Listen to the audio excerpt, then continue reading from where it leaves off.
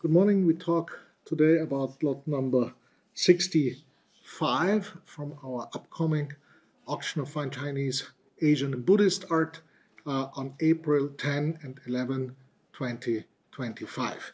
And lot number 65 is a Shang Dynasty tripod ritual vessel, JUE. And this one is quite spectacular because it came to us from Sweden, where it was found somewhere at a very, very low price, a ridiculously low price. And the reason for that was because it was confused with a later cast. Now, the interesting thing is that this type of armored vessel, as we say, is a bit unusual, but very, very well documented, because they found around 40 of these in the tomb of Fu Hao, which was discovered in the 1970s. And not all of them are accounted for today. Some of them disappeared during the excavation process, and some of them are in various museums. We have one example here, which was from the same 1976 hoard, and is in the National Museum of China. You can see the obvious similarities. There's also distinct malachite and cuprite incrustations here, which are exactly the same on this piece. You have also typical corrosion to the legs, which goes very deep. We'll talk about that in a minute. Also similar to this piece. And also the weight and size, of course, is with some variations and some graduations within this group of vessels is very similar. We realized that the whole patina is covered in ancient varnish. That is something they used to do back in the old days, because of course patina is something that is alive pretty much, and so things fall off, and there's sand and there's incrustations, and restorers tend to want to stabilize that process, also in essence to stop the degradation of the material, or to slow it down at least. And so in the old day, they just put some varnish like they put on paintings, which typically speaks for an old provenance, but it doesn't necessarily mean that this is 3,000 years old. It could also be a Qing dynasty or Ming dynasty copy. And that's what people thought at the time. However, we had that analyzed, the metal and the corrosion. And there are some things in the corrosion that you cannot imitate and that don't happen within 200, 300, 400 years or less. And there's two key things. The one thing is the question is, how deep does the corrosion actually penetrate in the metal? Now, if you take bronze and you bury it for 10 years to make a decent copy, the corrosion will maybe penetrate something like 0.1 millimeter or 0.2 millimeters if you're very lucky. If you take a bronze that's 100 years old or 150 years old, a proven bronze, like from a monument or from a building, you will see that the patina corrosion penetrates about 0.3 millimeters to the max. Yeah, but this one here goes way, way deeper.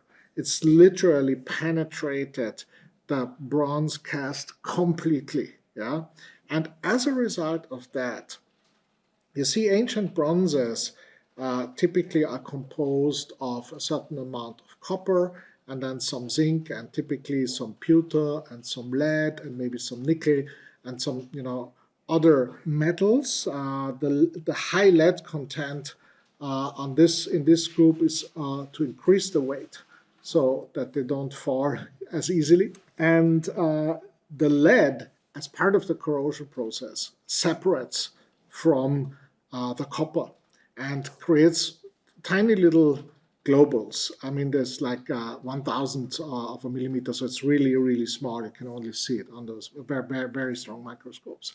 And those migrate to the surface and eventually disappear in the soil. And that migration process takes a very, very, very long time.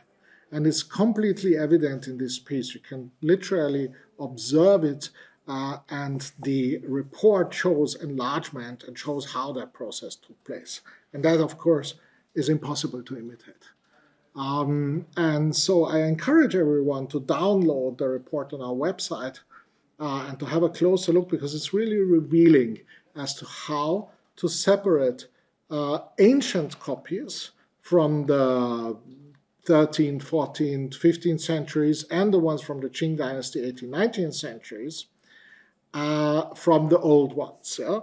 The modern ones are really easy to tell, and this is like one of the most copied vessels there are. So if you go on the internet now and make an image search for this piece, you'll find 1,000 copies and can buy them on eBay and everywhere for a few bucks, literally.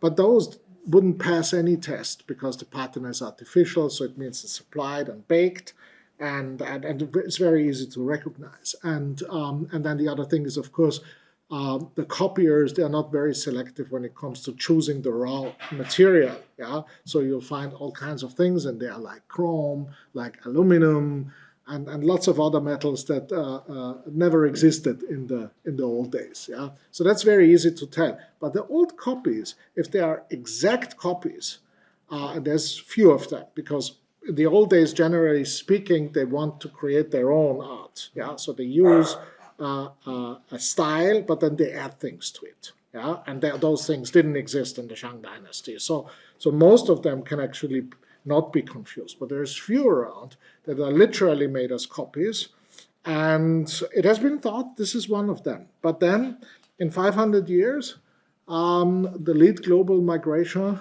will be, almost nothing. Keep in mind that it needs to be buried, for all this time.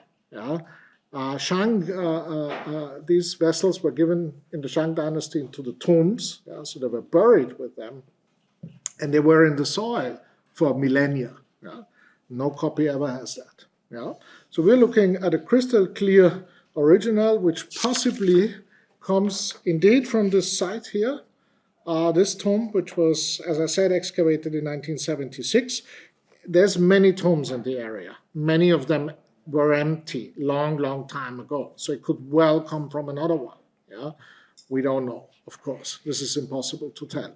But what we know is it's an ancient piece. It also has the pictographic inscription here.